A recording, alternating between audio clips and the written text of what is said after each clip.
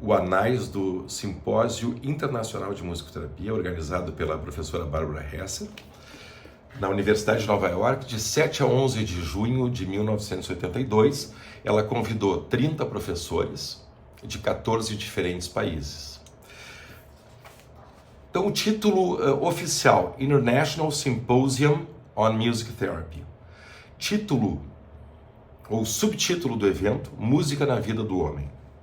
Objetivo: desenvolver um conjunto de princípios sobre o que é único na experiência com música que faz dela importante para a terapia. A gente está falando então de um evento da década de 80.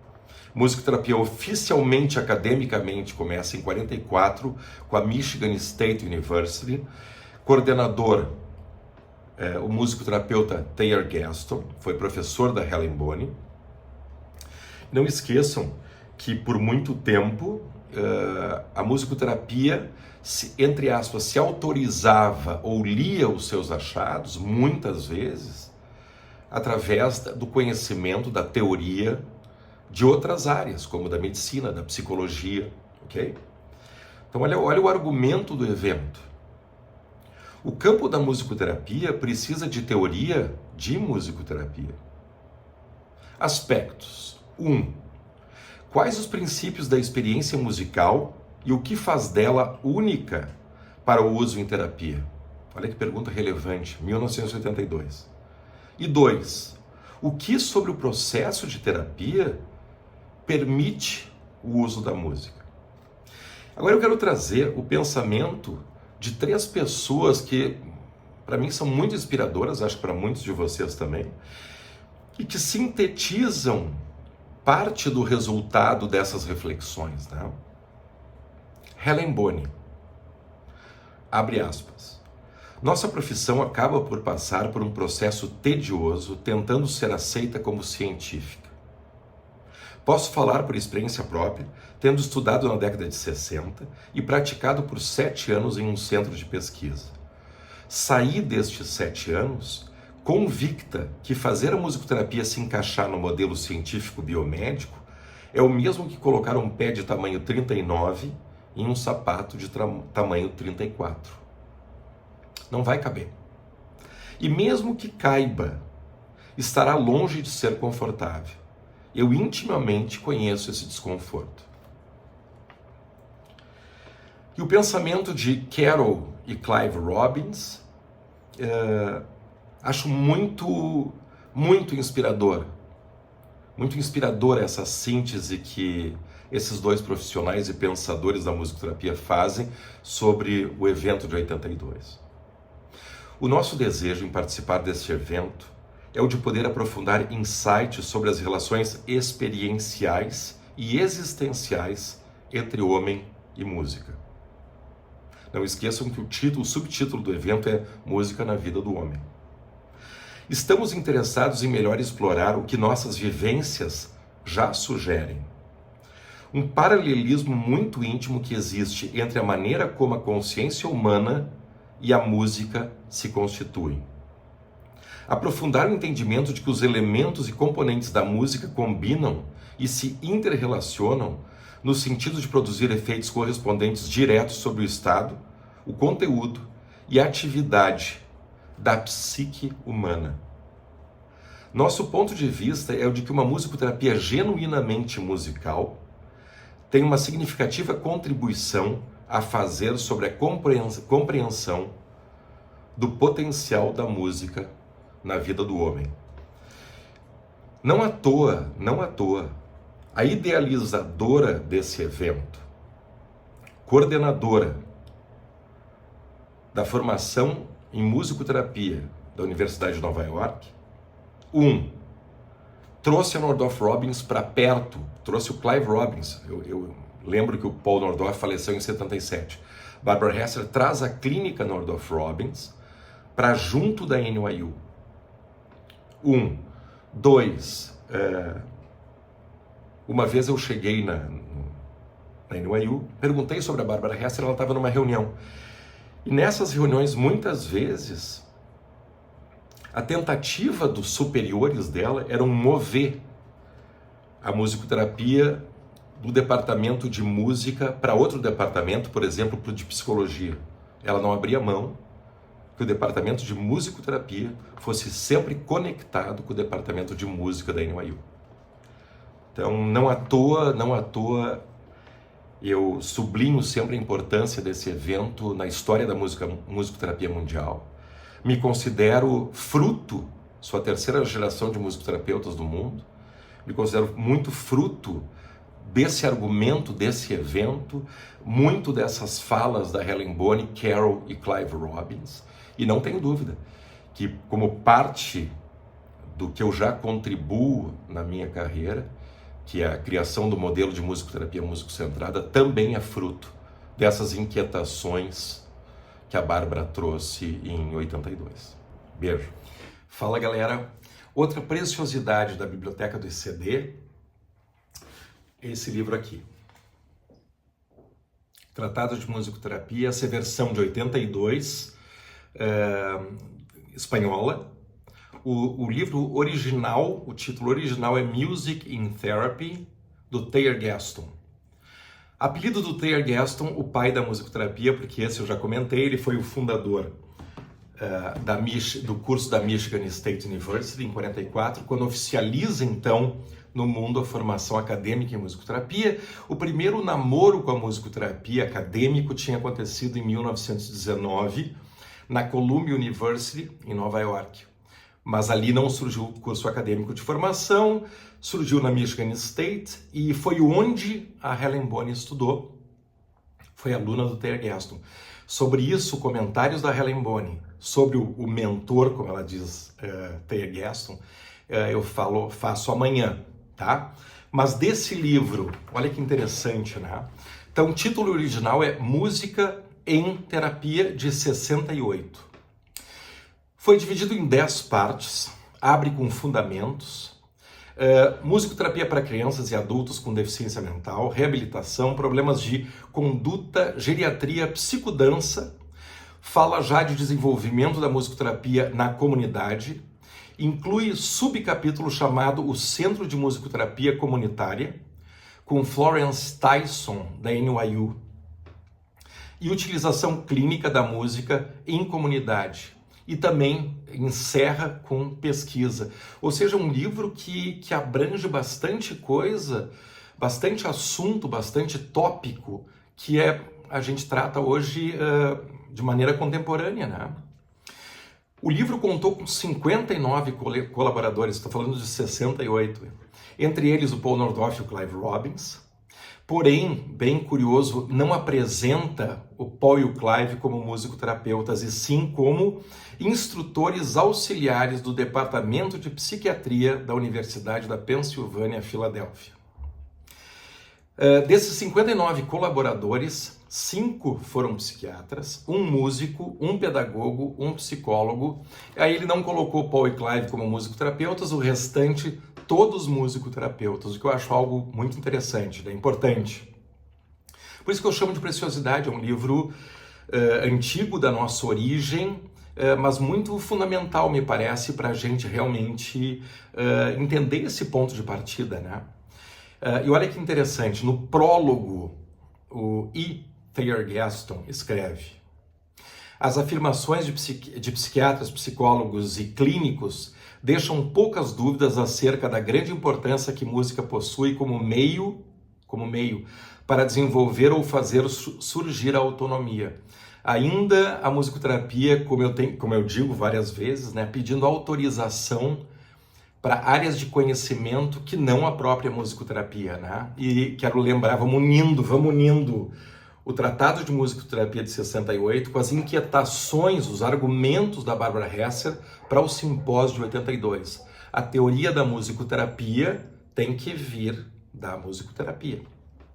Continuando o prólogo, a musicoterapia é um meio, a musicoterapia como meio, não como modalidade terapêutica. A musicoterapia é um meio que induz a modificação, o comportamento de maneira suave. Aí, no simpósio de 82, a Helen Bonney diz, abre aspas, sinto que a década de 80, então eu falei agora do Thayer Gaston, e do livro Music in Therapy, ou minha versão aqui, Tratado de Musicoterapia, da década de 60. Então, Helen Boni, no simpósio de 82. Sinto que a década de 80 é a década da música e da cura. E nós, musicoterapeutas, não devemos ser arrastados, gostei do verbo, não devemos ser arrastados para conceitos antigos relativos aos nossos trabalhos. Conceitos antigos relativos aos nossos trabalhos. Ainda hoje, né, contemporaneamente falando, ainda há bastante pensamento sobre musicoterapia que tende a vir de outras áreas do conhecimento, né? Amanhã, então, como eu falei, eu trago um parecer, um depoimento, melhor, da aluna do Thayer Gaston, a musicoterapeuta Helen Boni, sobre o seu mentor. Beijo! Oi! Hoje é o dia de colocar parte desses dois conteúdos aqui a dialogarem. Faço um convite na live 27 do meu canal. Eu apresento a Helen Boni contando detalhes de toda a sua vida, né, até chegar no dia I. E tem um fato, eu quero fazer um recorte no conteúdo da live 27.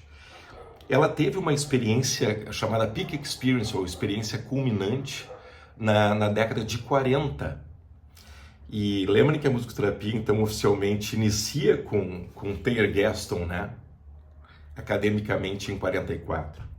E a Helen Boni, então, 48, 49, ela está realmente impactada com o que aconteceu com ela num recital. Para quem não sabe, ela é violinista, era violinista, né? Tá lá toda a história da experiência culminante que ela teve e que a levou, ao final, para a formação em musicoterapia. Mas há um fato bem curioso, que ela, impactada pelo que aconteceu com ela e o seu violino e a música, ela acaba indo conversar com o Thayer Gaston para ver se ela podia ser aceita para o programa de formação. E diz ela, assim, era um homem forte, e ele apontou para ela e disse o seguinte: Helen, eu te aceito no programa, mas desde que tu não mencione nenhuma vez sobre misticismo. E aí vocês vão ver lá ela contando isso, ela dá uma gargalhada, a plateia dá uma gargalhada também, né?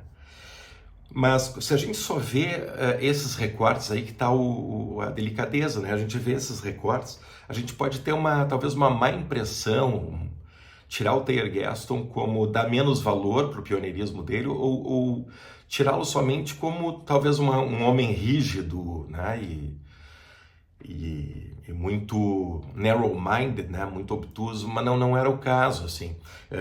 Nos Estados Unidos, naquela época, ainda tem muito, né? Mas o foco era totalmente o comportamental. Os programas eram, a primeira associação de 1950 foi a National Association of Music Therapy, tinha um caráter comportamental, e não à toa, não é coincidência que a primeira, como eu falei ontem, escrevi no Insta ontem, mesmo o Paul Nordhoff e o Clive tendo improvisado desde 1959, o primeiro artigo com improvisação no Journal of Music Therapy, que é um periódico super importante nosso, de 64, o início, né?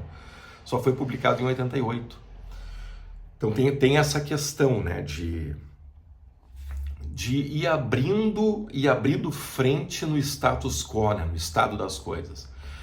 Mas aí a Helen Boni foi aceita no programa, consequentemente foi aluna do Thayer Gaston. E acho que é super importante, eu falei que eu ia botar as duas partes dos dois conteúdos a dialogarem, anais do simpósio de 82 e o livro de 68 do Thayer Gaston, porque em 82 ela escreve um texto onde ela fala do Thayer Gaston. E eu acho que é bem importante a gente trazer isso. E Thayer Gaston costumava impactar seus alunos dizendo que os estudos da musicoterapia não poderiam ser praticados de maneira isolada. Lembro de aulas inteiras onde o assunto poderia ser a arquitetura e os designs de casas de esquimós. Seu esforço não era somente de nos fazer também pensar sobre outros conceitos relativos à arquitetura e à antropologia, mas também em compartilhar seu processo de pensamento, entusiasmo e curiosidade sobre a vida, em seus vários aspectos. E agora que estou falando sobre o meu mentor, E. Thayer Gaston, deixe-me falar sobre sua natureza. Ele cuidava muito de seus estudantes e em todos os momentos do seu trabalho conosco, sua raiva era desperta quando ele percebia que nós não estávamos usando todo o nosso potencial. Musicoterapia tem sorte de ter tido, bonito, entre seus fundadores, um homem tão humanista. Interessante, né? A meu ver, ele trouxe tudo o que ele era para o foco de seu interesse, a musicoterapia. Helen Boni. Muito bonito. Então, Helen Boni sobre o pai da musicoterapia, chamado pai da musicoterapia, E. Thayer Gaston. Bonito. Beijos. Aí, pessoal, então, via a biblioteca do ICD, vamos fazer uma viagem agora. Nós começamos pelo pioneirismo americano, Thayer Gaston, 44, Michigan State University. 82, o empreendedorismo da Barbara Hesser, né? Com o simpósio da NYU. E agora eu quero nos transportar para o pioneirismo na Europa e eu quero falar da musicoterapia francesa. E eu tenho, via essa preciosidade aqui, que é a Revue de Musicothérapie de 94, que faz um levantamento das pesquisas francesas que vão de 70 a 93. Parte histórica bem importante desse material, que aponta Pinel a gente conhece como Pinel, né? Pinel, 1801, colocando que o paciente psiquiátrico ele não está possuído pelo demônio, mas sim há uma maladie de passion, uma doença das paixões, né? Interessante isso.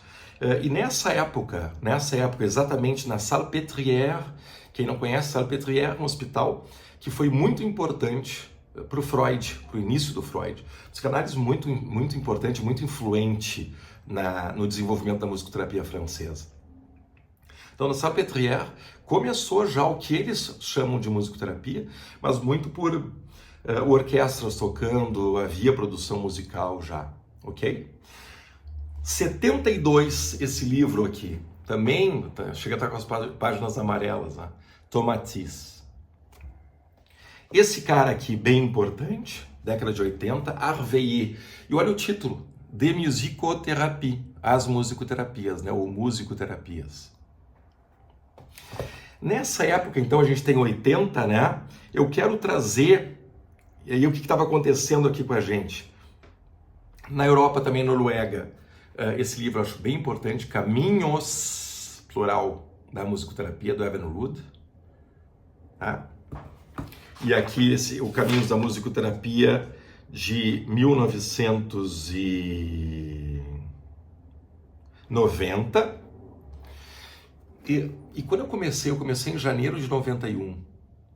Eu me encontro com esse livro aqui, da Clarice Moura Costa, musicoterapeuta brasileira, e esse livro me impactou, eu vou falar mais sobre ele, mas eu quero apontar aqui como, nesse movimento aí dos pioneiros, né, esse livro aqui me marcou, Despertar para o Outro. Eu vou falar mais depois sobre ele, num outro momento, tá? Esse livro aqui é de 89, da Clarice Moura Costa. Acho bem importante nesse marco, assim, histórico, né, que eu quero mostrar via Biblioteca do ICD.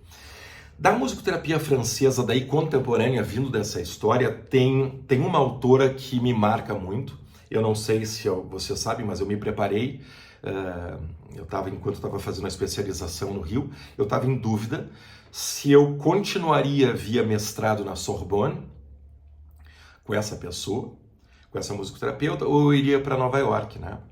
E essa pessoa é a musicoterapeuta Edith Lecourt, psicanalista, que desenvolve um trabalho super importante de psicanálise na França. Aí eu fui para Paris, cheguei a contactá-la e coloquei da minha vontade. Eu a conheci num evento da Marcelo Tupinambá, em São Paulo. Gostei muito, eu gosto muito da psicanálise.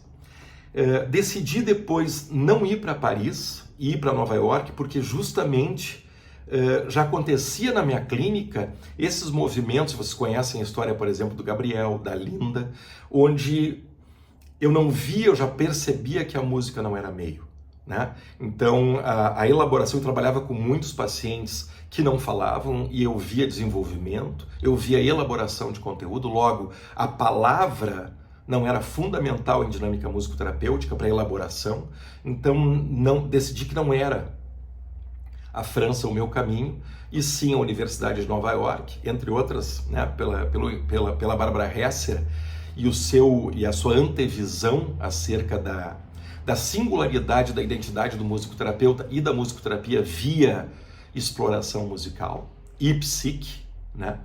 E do lado acoplada na NYU, eu sabia que estava Northrop Robbins e eu queria experienciar Northrop Robbins, né? Mas voltando para a França, então eu quero mostrar essas preciosidades aqui. Livro de 92 de Edith Lecourt, Freud et le sonore, Freud o sonoro. 93, adoro esse livro, Analyse de groupe et musicothérapie. Como eu me preparei para ir para a França, eu estudei por 7 anos na Aliança, então eu leio francês, falo francês, então consegui dar um mergulho na teoria dela. E esse aqui também adoro, Expérience musicale, ressonance psychanalytique, também. Esse é de 94, lindo livro também. Tá bom? Então, preciosidades da história da musicoterapia europeia, mais especificamente França. Beijos. Oi? Já falamos então sobre pioneiros nos Estados Unidos. Trouxe ontem pioneiros na Europa, especificamente França. Também mencionei a Noruega, e um detalhe da Noruega que não falei ontem, Paul Nordorf e Clive Robbins, bem importantes para a Noruega. Eles lecionaram, deram workshops lá, antes do evento de Londres de 74. Então eles têm uma baita influência sobre o desenvolvimento da musicoterapia escandinava, né? E hoje eu quero trazer um pioneiro muito importante, que a gente gosta muito, que é o Benenson, para musicoterapia da América do Sul, psiquiatra Rolando Benenson. Com 2 livros que eu quero mencionar, de 85, Manual de Musicoterapia, e de 88, Teoria da Musicoterapia. Para quem não sabe, o modelo Benenson foi considerado um dos modelos mundiais de musicoterapia em Washington, 1999, juntamente com G.I.M., Northrop Robbins, musicoterapia analítica da Mary Priestley e a musicoterapia behaviorista comportamental Clifford Madsen. Eu tenho só uma consideração sobre o título, sobre a proposta desses 2 títulos, desses 2 livros do Benenson. Se vocês notarem, né, um título, o primeiro é Manual de Musicoterapia e o outro Teoria, não teorias. O Benenson optou não por trazer um plural. Isso me parece importante, acho que aí houve uma falha, um descuido. Por quê? Porque em 85 e 88 já haviam outros modelos, já haviam outras práticas, já haviam outras teorias e musicoterapias. E para a América do Sul foi uma informação de teoria, manual de. E o que corrobora, a meu ver, essa minha incomodação, vamos colocar assim, é que se a gente pegar o livro que eu mencionei ontem, né, da década de 80, do Harveyer, a gente tem já o plural aqui, musicoterapias. E contemporâneos do Benenson, como Evan Hood, já chamou de caminhos da musicoterapia. E um cara muito inspirado para todos nós, que nos inspira também, que é o Brucia, também lança Defining Music Therapy, ou seja, definindo musicoterapia numa proposta que é muito plural, que não há uma musicoterapia, não há uma teoria, não há um modelo, não há uma técnica, e sim uma diversidade. E se a musicoterapia já chegou onde chegou, me parece, entendo, que é o esforço de um coletivo e não de um ou outro. Então só isso que eu trago como uma crítica como se fosse uma resenha crítica, né, a proposta inicial do Benenson, né, de colocar teoria e manual. E isso realmente deve ter trazido para muitos estudantes de musicoterapia da época uma informação que existia um caminho, uma teoria, né? E realmente, quando eu comecei em 1990, na década de 90, praticamente o Brasil e a América do Sul inteira só falava em princípio de ISO. E eu acho que isso não foi rico nesse sentido, apesar, respeito muito o pioneirismo do Benenson, a proposta do Benenson, mas eu acho que a gente sempre tem que trabalhar olhando para um plural, né? Olhando para uma diversidade, né? Então gosto muito do que vem como musicoterapias, definindo. Quem é que define musicoterapia? Todos nós.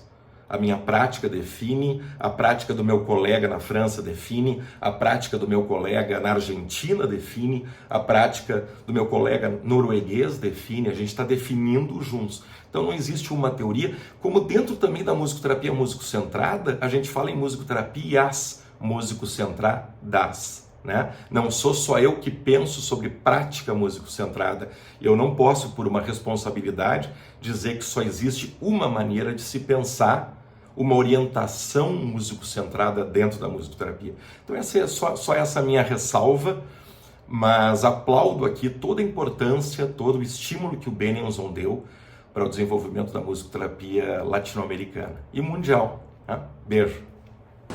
E aí, galera, mudou o escritório hoje, pôr do sol, mas dando continuidade para a nossa conversa sobre as preciosidades da biblioteca de CD. Tinha comentado com vocês da ligação e da importância do Paul e do Clive com a história da musicoterapia norueguesa, que é super antiga, né, na história da musicoterapia mundial.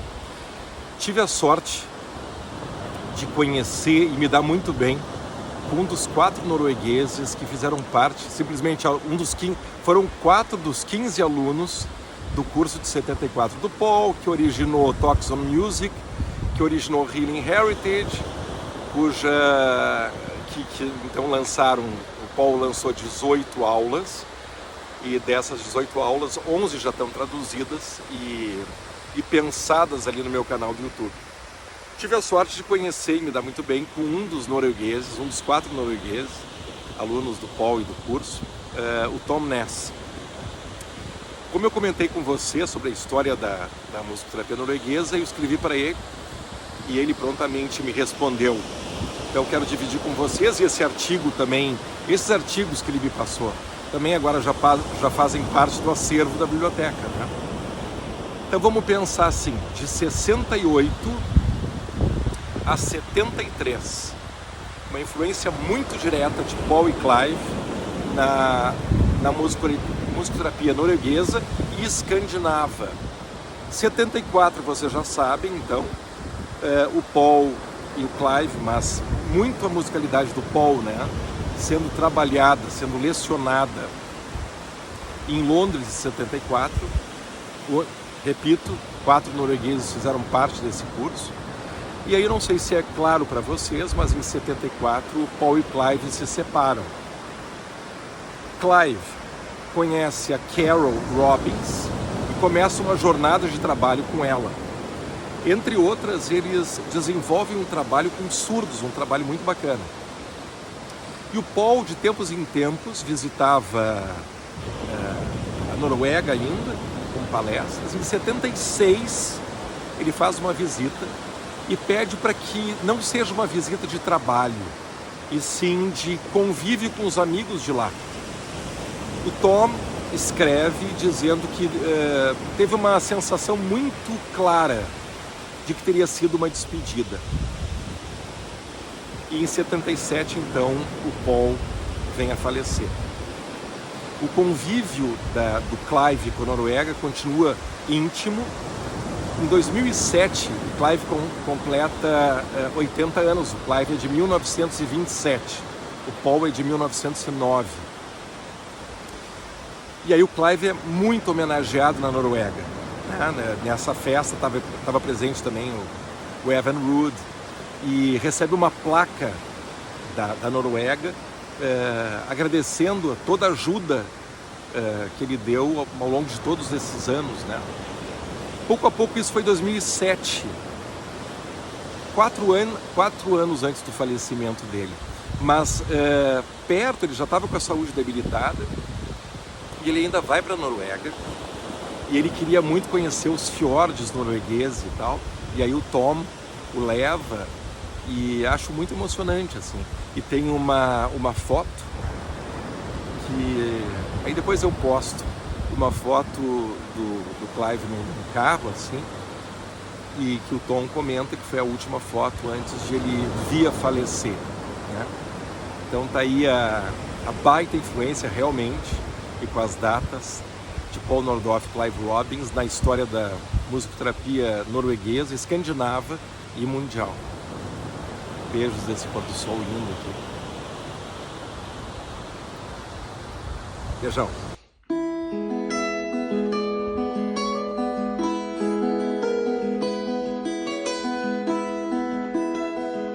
Oi pessoal, bem-vindos ao Pátio do ICD.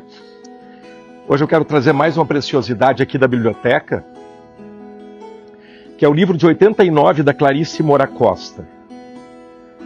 Ele se chama O Despertar para o Outro. Como muitos de vocês sabem, eu comecei a conhecer musicoterapia em janeiro de 91.